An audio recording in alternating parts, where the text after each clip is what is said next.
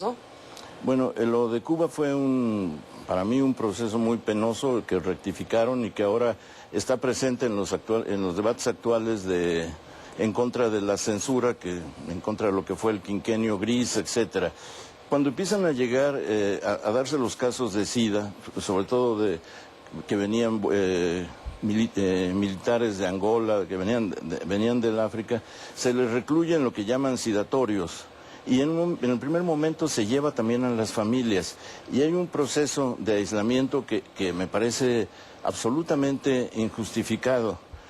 Yo hice la crítica de eso cuando ya no estaban, ni siquiera era una crítica, era una referencia, cuando eso ya no estaba operando, cuando habían cancelado ese proyecto, porque es además inaplicable.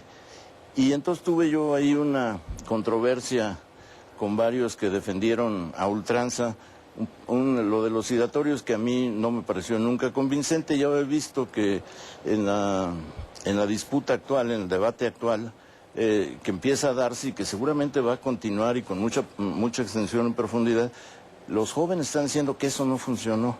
Y eso me parece bien, porque creo que se trate de cualquier régimen, lo que tú no puedes aceptar son medidas deshumanizadoras. El problema de los derechos humanos que aquí hemos visto en Atenco y en Oaxaca tan supremamente violados, me indica, el tema de los derechos humanos me parece que es el centro de muchas de las reflexiones. Y ahí sí creo que la sociedad, más allá de los partidos, de los magistrados, de los funcionarios, va a operar muy positivamente. Ahora, sin forzar las cosas, pero al final de cuentas las herencias ocultas de la reforma liberal del siglo XIX, con la discusión de estos temas, con lo que son posiciones dentro de la misma sociedad, ya sea en la Suprema Corte de Justicia, en nuestras sociedades en México, bueno, pues nos colocan en la necesidad de revisar esto que está aquí en tu libro de alguna manera, porque bueno, recuperar ciertas maneras de ver al mundo, perspectivas de lo que debe ser una sociedad, el tema de las libertades, el tema de lo que finalmente pues dejaron los liberales en nuestro país, cabe de alguna manera, ¿no? Estamos decía el otro día Lorenzo Meyer, cuando estábamos en el fragor de la contienda electoral 2006, que le recordaba al siglo XIX entre liberales y conservadores. Bueno, este debate y muchos otros, al final de cuentas, nos llevan otra vez a esas viejas raíces, a eso que hace de la sociedad mexicana lo que es. Cuando escribes las herencias ocultas de la reforma liberal del siglo XIX, ¿en qué estás pensando para contribuir a qué en la sociedad mexicana del 2007? No soy tan ambicioso de contribuir en algo a la sociedad mexicana. Pero si contribuyes, ¿cómo no? Pero eso aún involuntariamente. En lo que estaba pensando es en rendirle homenaje a admiraciones muy profundas que tengo desde la adolescencia. Alguna desde la niñez, que es el caso de Benito Juárez. Me formé en una tradición juarista, he respondido a ella siempre, he visto toda la crítica, he visto cuánto de la crítica sí funciona y cuánto es realmente un regalo inhóspito de los conservadores. Y sí creo que la sociedad mexicana está dividida entre liberales y conservadores, pero no de un modo tan tajante como en el siglo XIX, porque hay liberales, digamos ahora, que de pronto en materia de vida cotidiana tienen posiciones supremamente conservadoras, y hay conservadores que en su gran mayoría tienen posiciones francamente conservadoras. Entonces, no es tan claro, pero lo que sí es que el punto central para mí del debate entre liberales y conservadores es el enfrentamiento a la desigualdad que está en Juárez, que está en Ignacio Ramírez, que está en Altamirano, que está en Guillermo Prieto. Considerar que la desigualdad es tan poderosa, tan opresiva, tan destructora, que uno tiene que oponerse a la desigualdad, no solo en nombre de lo que son los derechos económicos, de los derechos humanos, sino en nombre de lo que es la salud mental misma de la sociedad.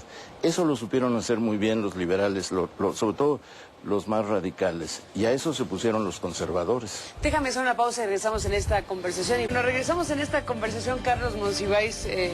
Aquí en el corte estamos hablando de Vicente Fox. ¿Qué te parece el papel del expresidente Fox, aprovechando el tema, ahora que estamos en el corte sobre el asunto? Desde el punto de vista de su comprensión del país, de su conocimiento histórico, de su capacidad para unir extremos culturales, de su decisión de intervenir positivamente en los asuntos nacionales. Vicente Fox siempre fue expresidente. Nunca llegó en verdad a entender lo que era el puesto y siempre trató confusamente de llegar al puesto a través de giras, saludos, actitudes despóticas, intervenciones tan funestas como el "me desquité", que alude al 2 de julio, su participación confesa, no estoy inventándole un complot, su participación confesa en lo del desafuero, etcétera. Fue un expresidente que a ratos quiso actuar como presidente y que siempre se dedicó a usar de la buena fe de quienes lo oían pensando que estaba diciendo algo. Eso, si me dices qué característica de Vicente Fox me parece la más impresionante, es que había gente que lo escuchaba pensando que decía algo. Me resulta incomprensible y ahora perfectamente entendible con la luz de la falta de poder, la ausencia de claridad y la oscuridad potente de todos sus pronunciamientos me parecen... Ahora, unos muy claros y reveladores también. Sí, pero son momentos de la jactancia, no del entendimiento del país. Es una persona caprichosa, no juzgo la edad mental, eso se lo dejo al criterio de cada quien. Una persona muy caprichosa que se jacta de lo que hizo de una manera que yo comparaba con el inconsciente liberado de los informes presidenciales. Todos los informes presidenciales son la cauda de autoelogio, son el maná del autoelogio, las cascadas de maravillas en que cada uno de los que los lee se solaza. Fox sigue siendo un informe presidencial desvirtuado por el uso primario del lenguaje, que se dedica a golpear a quien puede.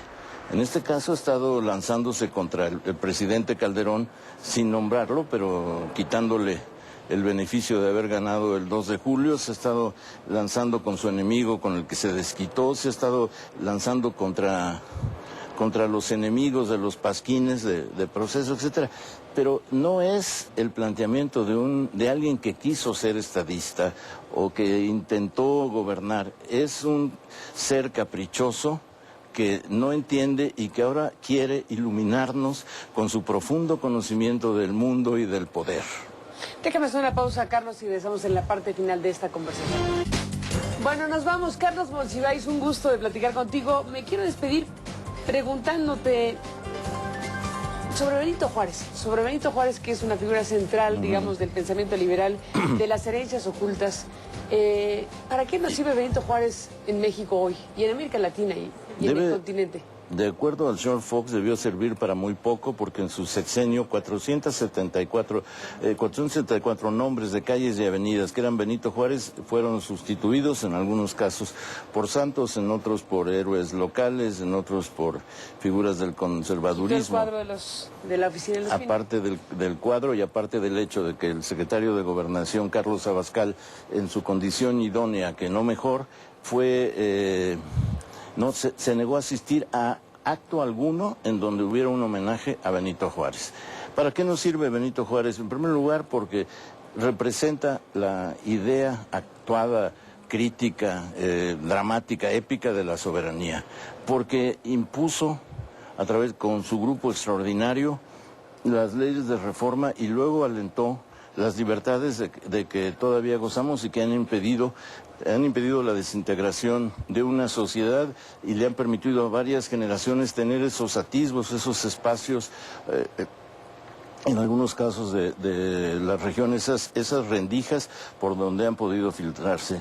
Nos sirve para examinar la naturaleza del poder. Él seguramente, él tuvo errores, cometió errores, fue en algún momento cultor del poder, pero en lo fundamental es una de esas figuras que uno puede decir, Benito Juárez hizo tal y tal, cometió tal y tal error. Puede uno revisar el Tratado Magleino-Ocampo, que por cierto Patricia Galeana ha examinado de una manera muy inteligente toda la campaña conservadora para hacer del Tratado Magleino-Ocampo lo que no era.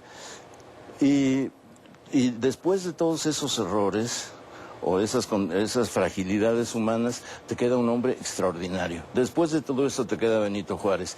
Y yo, mientras más reviso, mientras más leo, más me convenzo de que si algo soy, formativamente es un juarista, y con todas mis limitaciones personales, que no niego, pero que sí... Pocas, imperceptibles. No, pero lo que me parece desesperante a veces de la izquierda mexicana es que haya renunciado a la herencia de los liberales radicales. Espero que ahora, yo creo que ya esto está cambiando, porque ahí está una de las vetas más extraordinarias del país. Pues este libro para recuperarlas justamente. Gracias, Carlos, por platicarnos del libro, de los demás temas, y bueno, bienvenido siempre a este espacio. Gracias. Gracias por estar aquí. Gracias a usted que nos acompañó. Buenas noches, esta mañana. Pásenla bien.